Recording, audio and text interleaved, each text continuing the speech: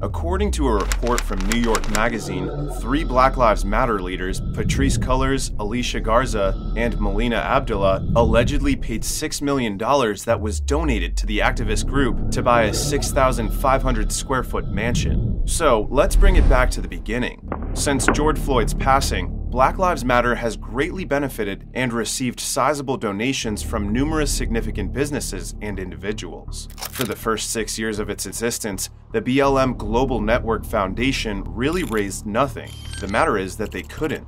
The foundation was not even listed as a charity by the Internal Revenue Service. However, following the assassination of George Floyd in May 2020, this organization received tens of millions of dollars from well-known figures in business and entertainment. The Black Lives Matter Global Network Foundation raised $90 million in the tragic and chaotic year of 2020, which saw radical justice rallies sparked by the deaths of black men and women by police officers. A large portion of this money came from tiny contributions made by rank-and-file supporters. Black Lives Matter Grassroots, the umbrella organization for local chapters of the movement, receives finances from the administrative entity Black Lives Matter Global Network Foundation.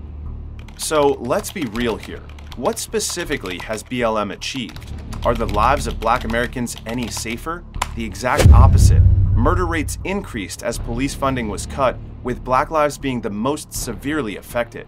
Many local organizations that are a part of the movement have demanded more funding for the organizations run by activists on the ground and increased transparency and decision-making power. The sad thing is that no one knows where all that money has gone.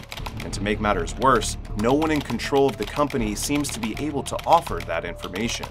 As a result, they have come under fire from the public as the foundation's finances are being questioned by both supporters and detractors of the Black Lives Matter movement. The New York Post recently published an article detailing how Patrisse Cullors, the founder of the Black Lives Matter movement, benefited financially from the lives of Black people. She had used the money to purchase 4 mansions and is reportedly in the process of purchasing a 5th one in the Bahamas, not aiding the people whose lives she purposely sobbed for. Patrisse thought it would be best to resign from BLM to devote more time to herself as soon as the news of her financial issue arose, but that didn't stop the people and the government from talking and trying to find out about how the money is being spent. According to reports, Patrisse is connected to several other fundraising groups whose financial standing raises possible red flags.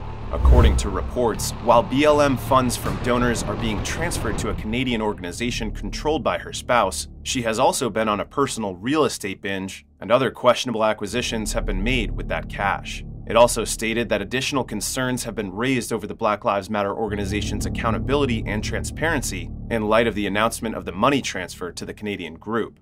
In the days that followed, auditors declared that an investigation into how BLM's $60 million war chest was handled was required for less than a year after Cullors was forced to resign due to her concerns about her real estate holdings. Let's be honest here. What has BLM actually accomplished for the Black community? Have they constructed Black community centers and assisted the victims' families? Or what are they even doing for George Floyd's family? What have they done for the nation's founding Black Americans? What they're doing, I'll tell you, is nothing. Nothing at all. That's because they were preoccupied with more personal, or should I say selfish, goals. They spend this money for personal gain, civil rights attorney Farrell stated in a recent interview. If you look at that house, Black Americans are not helped by it. It is essentially blood money, which is disgusting and unpleasant. Black people were taken advantage of.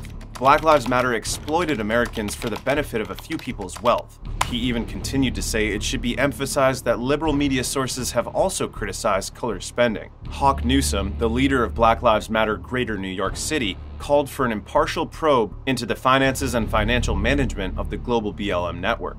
If you go around calling yourself a socialist, you need to find out how much of her own money is going to humanitarian endeavors, the man stated. It is extremely upsetting because it makes people doubt the movement's legitimacy and ignore the fact that its supporters carry the movement.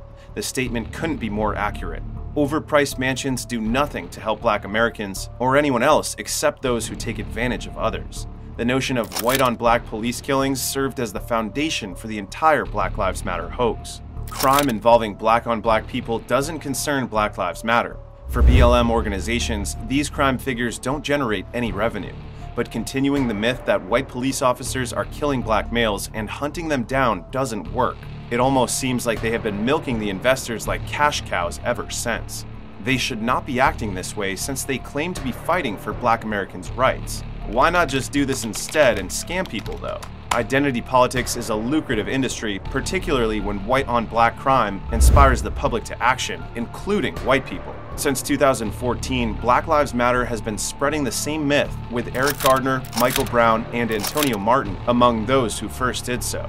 They also made money from their Black Lives Matter fraud. They have so far raised millions, but none of the money has gone toward improving the lives of Black and brown individuals they claim to be helping.